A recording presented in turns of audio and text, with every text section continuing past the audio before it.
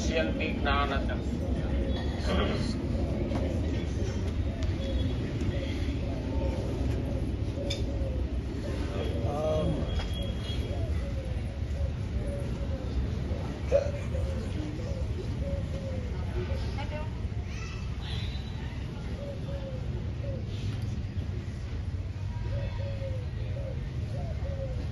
ભગવાનને યાદ કરવા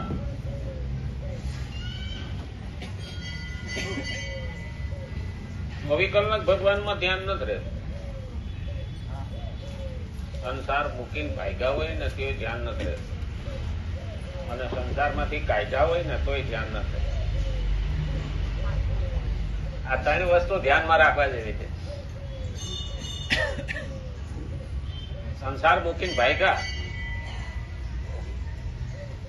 એને સંસારને ઝઘડા થયા અને પોહાણો નહીં એટલે મૂકીને વયો ગયો. પણ જંગલમાં જઈને બેસે ને તો પણ એને ઘરમાં તો મન લાગે કે મારા બેટા એ કે હક લેવા ન દીધું એટલે મૂકીને ભાગવું. અને સંસારમાંથી કાઢે ને તોય ભગવાનમાં મન ન લાગે. મારા બેટાને કે આ જાત ગળી નાખી એટલું કર્યું તો પણ કે સંસારમાં હે કે રહેવા ન દીધો, કાઢ્યો મને. એટલે જંગલમાં બેઠો હોય તો પણ અંદર મનમાં શું હાલતું હોય એ જ હાલતું. અને 24 કલાક આપણે ભગવાનમાં પેલું ફેરા કરીએ ને તો અપકે થઈ. કારણ કે મન એવું છે ને સતત કૂદાકૂદ કરે. પછી એને ખીલે બાંધો ને એટલે વધારે કૂદે. પણ કીધું છે હાલતા ચાલતા ઉઠતા બેસતા ખાતા પીતા એને યાદ કરતા રહીએ ને એટલે ધીમે ધીમે મનને આદત પડે. માણસ એકદમ પેલું છોડી દે પેલું પકડી લેવું એ થતું નથી. વાનપ્રસ્થ આશ્રમ 20 વર્ષ એવા આપ્યા છે કે ભગવાન સુધી પહોંચવાનો રસ્તો.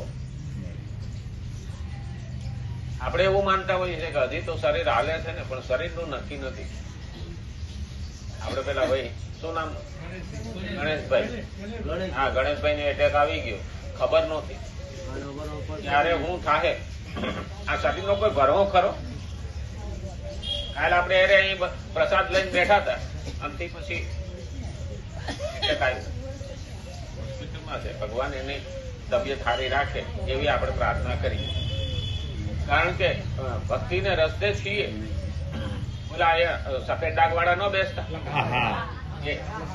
રબારી કાકા. હા રબારી કાકા. હા એ સફેદ કોડ ઘણી વખત આપણને એવું થાય હું તો હજી હટ્ટા કટ્ટા જેવો છું ભાઈ, કઈ ખબર નથી અંદર પોલું થઈ ગયું હોય.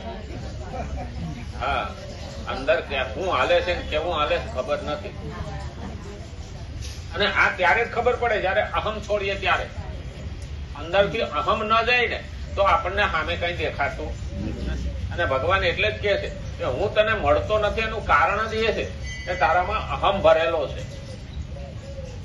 અહમ નીકળી જાય. રાવણને એના અહમે માર્યો. એની પાસે વેદ હતા, શાસ્ત્ર હતા, જ્ઞાન હતું, શંકરની ભક્તિ હતી, છતાં એનું મોત કેમ આવ્યું? કૌશલ્યામાં એ કહ્યું હતું બેટા રાવણને માર્યો તો મેં નથી માર્યો, એના કર્મો અને એના અહંકારે એને માર્યો. રાવણને જ્ઞાનનું અહંકાર હતું અને રામને અહંકારનું જ્ઞાન હતું. આ બેમાં ફરક. રાવણને જ્ઞાનનું અહંકાર હતું, અભિમાન હતું. મારી પાસે એટલું બધું જ્ઞાન છે. અને રામને અભિમાનનું જ્ઞાન હતું કે અભિમાન કર્યા તો ગયા. આનું જ્ઞાન પહેલું રાખવા, બીજું હોય ન હોય. અહંકાર છોડતા જીવ. અને એટલે જ ભગવાન કે સ્વાર્થ છોડીએ તો અહંકાર પણ છૂટ. હવે સ્વાર્થ છૂટતો નથી તો અહંકાર જાતો નથી. એટલે જ આપણે રામનું નામ શું કરવા લઈએ છીએ કે રામને આપણને બતાવ્યું છે કે તારે આવું જીવન જીવવાનું. રામ જીવાય એમ જીવવાનું. તો પહેલો દાખલો છે રાજકુમાર હોવા છતાં, હકની ગાદી હોવા છતાં એક જ ઝાટકે મૂકીને હાલતા થઈ ગયા વનમાં. ત્યાગ કરી દીધો. જરાય પકડ્યું નહીં. આપણે જેટલા પકડીએ ને એટલા દુઃખી થાય છે. રામ એક ગાદી મૂકીને તો હાલ્યા. કિષ્કિંધાનું રાજ વાલીને માર્યા પછી આવ્યું તો સુગ્રીવ નાખી.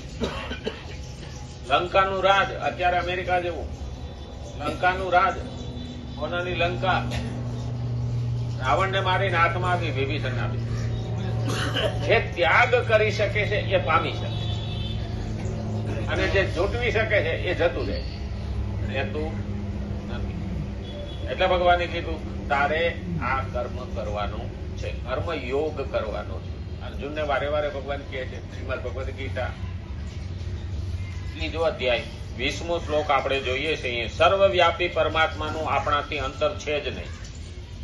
સર્વવ્યાપી પરમાત્માનું આપણાથી અંતર નથી. ઘણાને એવું લાગે અંતરથી અંતરનું અંતર વધી ગયું, અંતરથી અંતરનું અંતર વધી ગયું. આ બે શબ્દોની અંદર જ મારામારી છે. આમાંના અંતર અને આપણા અંતર, આ બંનેની વચ્ચેનું અંતર વધી ગયું. એટલે અંતર વધી ગયું. બેયમાં શબ્દ એક જ વપરાય. તો પહેલું યાદ રાખવાનું કે ભગવાન તો સર્વવ્યાપક, આપણાથી અંતર છે જ નહીં, આપણાથી દૂર નથી, પણ આપણને એની અનુભૂતિ ખબર પડતી નથી. આપણે મોહમાં, લાલચમાં, માયામાં અને અહંકારમાં એવા ડૂબેલા છીએ કે આપણને એ ખબર પડતી નથી. અને ભગવાન દૂર હોય પણ ન શકે. ભગવાન કે હું તારાથી દૂર નથી. આ સૃષ્ટિઓ દેવળમાં લખે કે ભગવાન તારી રાહ જુએ. એનું જે દેવળ હોય ને એની આગળ બહારના દરવાજે લખે ભગવાન તારી રાહ જુએ છે. એટલે માણસને ગલગલિયા થાય, ભગવાન મારી રાહ જુએ. મણિનગરમાં એક વખત મારો ભાઈબંધ હતો ને, મને કે રવિવાર હતો એટલે એ લોકો પ્રેયર કરવા જાય ને, મને કે તમે બહાર ઉભા રહેજો, હું જરા પ્રેયર કરતો. પ્રેયર એટલે પ્રાર્થના. એ લોકો બીજી સમજ નથી. એને એમ છે કે ખાલી દેવળમાં જ ભગવાન બેઠો છે, બહાર નથી, એને એટલું છે. એટલે એ બહાર આવ્યો ને એટલે હું બહાર ઉભો હતો ને, બાઇક ઉપર બેઠો હતો. એટલે મેં પૂછ્યું, હું બેઠો બેઠો વાંચતો, આપણે નવરા બેઠા ક્યાંક તો આ ફરિયા મારી, મેં દરવાજા ઉપર વાંચ્યું. એટલે મેં કીધું સરસ વાક્ય લખ્યું નહીં? શું લખ્યું? મેં કોઈ દી જોયું નથી. જે જાતો હોય એ જોયું નથી. આપણે કોઈ ઓચિંતાનો પૂછે ને તાર બુસેટના બટન કેટલા, તો આપણે મંડીએ ગણવાનો. રોજ રોજ પહેરતા હોય તો આપણને ખબર હોતી નથી. એ રોજ રોજ ત્યાં જાતો પણ એને ખબર નહોતી. હું કેવું લખ્યું? ભગવાન તારી રાહ જોવે. હા સરસ છે. હું કોઈ આ વાક્ય સુધારવાની જરૂર હતી. કેમ? ભગવાન તારી સાથે, ભગવાન તારી રાહ જુએ છે એ વાક્ય તારાથી અલગ થઈ. પણ ભગવાન તારી સાથે છે, જો આ શબ્દ આવી જાય ને તો તમે બહાર નીકળીને હરામખોરી ન પડે. ભગવાન તમારી હારે છે. યાર કે એ વાત સાચી, પણ કે અમારે બાઇબલમાં એવું આવતું નથી. હંમેશા ભગવાનને અલગ ગણીએ ને ત્યારે જ આગળ બધા. આપણે ઘણા કહેતા રાધે રાધે કહેવું, કૃષ્ણ કૃષ્ણ કરવું, હા રામ રામ કરવું, સીતારામ બોલવું. અરે બધું એક જ છે. સીતા એ રામ છે ને રામ એ સીતા છે. સીતા એ રામ છે અને રામ એ સીતા છે. કૃષ્ણ એ રાધા છે ને રાધા એ કૃષ્ણ છે. એક જ સ્વરૂપ છે. આ સૂર્યને એના કિરણથી અલગ કરી શકે? તો રામને સીતાથી અલગ કરી, કૃષ્ણને રાધાથી અલગ કરી શકે? તમે નામ બોલો. હનુમાનજીને યાદ કરીએ ને તો પણ રામને સંદેશો મળી જાય. આ આપણા કુળદેવ છે. આપણી અરજી નો પૂગે ને આગળ એટલે કુળદેવ રાખ્યા, એની આગળ ફરિયાદ કરી દઈએ એટલે સંદેશો મળી જાય. આ દરેક રીતે સુવિધા આપી છે, પણ આપણે એ સુવિધાનો ગેરલાભ ઉઠાવીએ. આપણે જેને કહીએ તું મારું કામ થઈ, ઘણા વખત ઘણાને પ્રશ્ન થાય. આપણે કહીએ છીએ આપણા ગુલામ નથી. માં હોય તો રોટલો ઘડી, પણ રોટલો ઘડવા માટે જ માં નથી. તો શું કરવું? ભગવાન એમ કે છે કે મારો ભક્ત છે, આવતે જન્મે હું એને મારી ઘરવાળીને મોકલી. આજે ઘણા હરામખોરી કરે, દારૂ પીએ, જુગાર રમે, પૈસાને વેડફી નાખે છે. ઘણા લોકો એવું કે લક્ષ્મી છે તો આવી કેમ વા? મેં કીધું શેઠે કીધું તું કે આપણો નોકર છે, સારામાં સારું કામ કર્યું છે, એની દીકરીના લગ્ન છે, તું ત્યાં જજે, મારાથી પહોંચાય નહીં, અને તને જે કામ બતાવી કરજે. એટલે શેઠાણી કે સારું, શેઠનું માન રાખી અને શેઠાણી ગયા.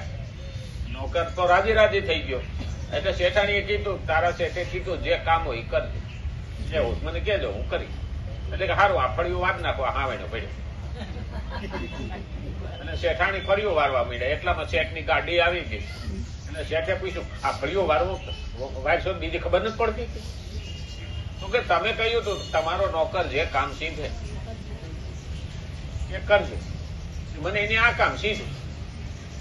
હવે નોકરને સમજવું જોઈએ કે મારે શેઠાણીને હું કામ સોંપવું, કયું કામ સોંપવું. આવું જ છે. લક્ષ્મી તો ભગવાને મોકલી. ગયા જન્મનો આપણો ભક્ત છે, મારો ડાયો ભક્ત છે, એની ત્યાં તું જા. પણ હવે આ પેલા નોકર જેવું થયું છે કે જુગારમાં વાપરવી કે દાનમાં વાપરવી એ એને સમજણ પડી નહીં. એટલે આજે લક્ષ્મી ખોટે જગાએ વપરાય છે. એ ગયા જન્મના ભગવાનના ભક્તો છે, પણ આ જન્મમાં બગડ્યા. લક્ષ્મી આવતા બગડે, સત્તા આવતા બગડે, સંપત્તિ આવતા બગડે, શક્તિ આવતા બગડે, જ્ઞાન આવતા બગડે. આ બધા બગડવાના સાધનો, કારણ કે એના ભેગો અહંકાર આવી જાય છે અને એનાથી ચેતતું રહેવાનું. એટલે કીધું છે